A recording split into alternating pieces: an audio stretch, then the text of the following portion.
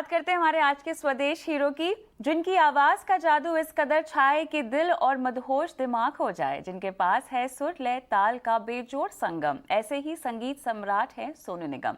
3 साल की उम्र से अपनी आवाज से संगीत को महका रहे सोनू निगम को आज हमने चुना है हमारा स्वदेश हीरो।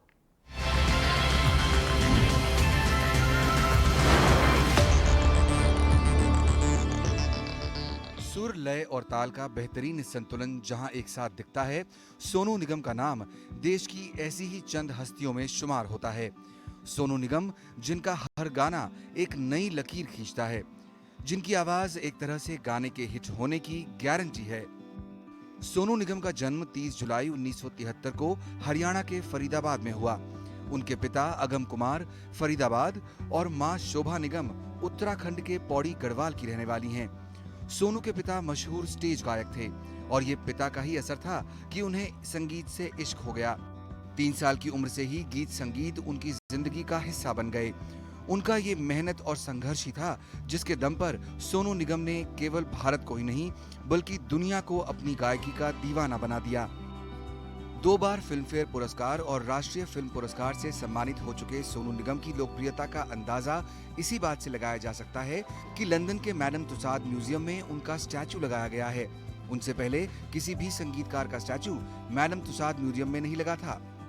सोनू निगम ने 18 साल की उम्र में बॉलीवुड में एंट्री की और पहला गाना गाया।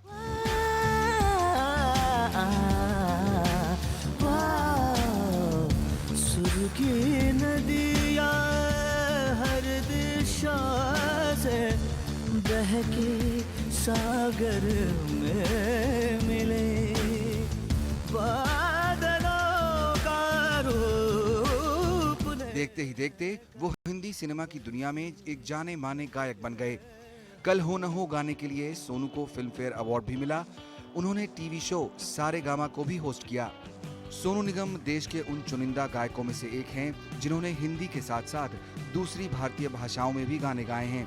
वो कन्नड़, मणिपुरी, गढ़वाली, उड़िया, तमिल, असमिया, पंजाबी, बंगाली, मलयालम, मराठी, तेलुगु और नेपाली में भी गाने गा चुके हैं।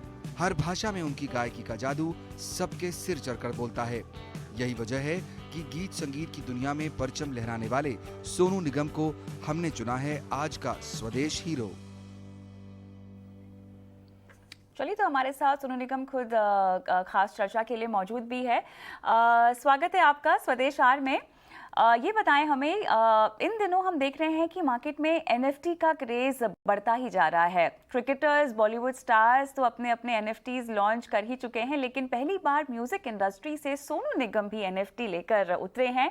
बताएं, आपने एनएफटी को लेकर क्या कुछ सीखा? हम तो सीखने वाले छात्र हैं, जहां से जो अकल मिलती है सीख लेते हैं। जब 30 years back when I came to Bombay, the music was different, music industry was different, music consumption was different. There were cassettes, CDs तब आए नहीं थे। फिर बाद में CDs आए, क्या फिर लेजर डिस्क आई और फिर DVDs आए। फिर वो छोटे से वो जो MP3s होते थे वो सब आने शुरू हो गए। एंड नाउ स्ट्रीमिंग डिवाइसेस भी आ गए हैं। तो और अब something which actually I was educated by Jet Synthesis and Mr. Rajan Navani and the team about the NFT and worldwide NFT ने एक अलग दुनिया खड़ी कर दी है। और this is something which I truly feel is going to be a very very strong future for creative people, for business people.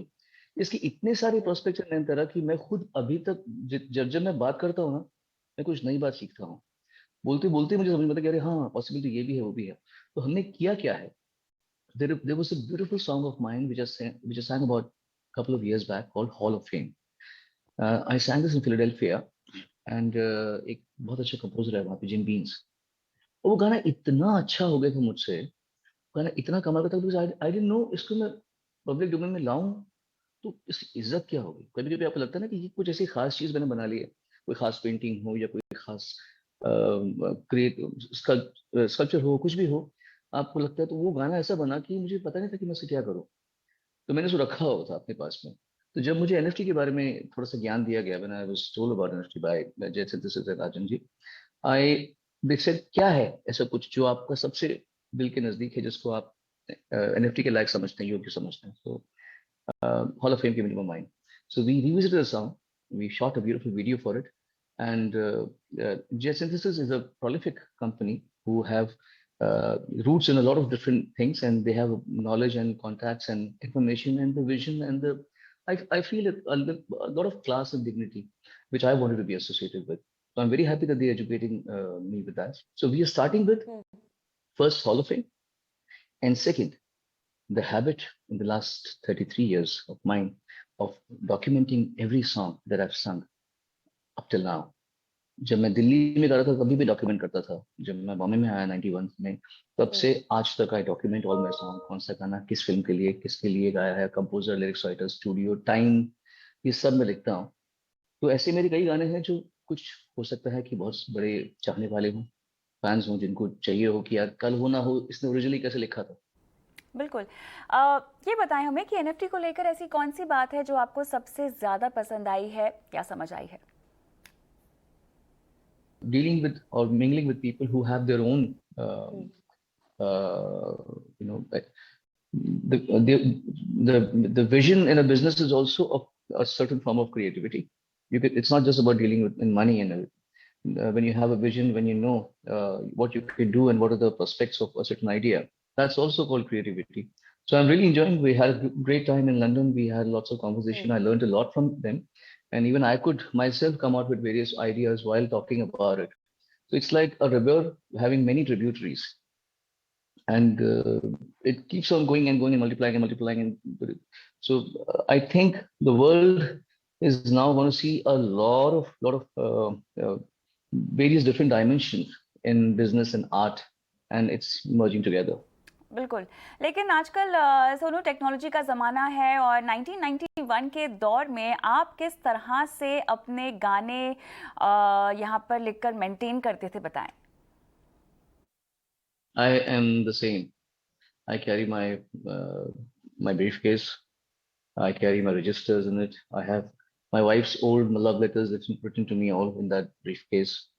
I have about 20-25 pens that I've used in the last 20-25 years. I have a picture of Rafi Saab with his autograph on it, which somebody gifted it to me about 27-28 years back. So I still do the same. I don't like to change the rawness of my profession.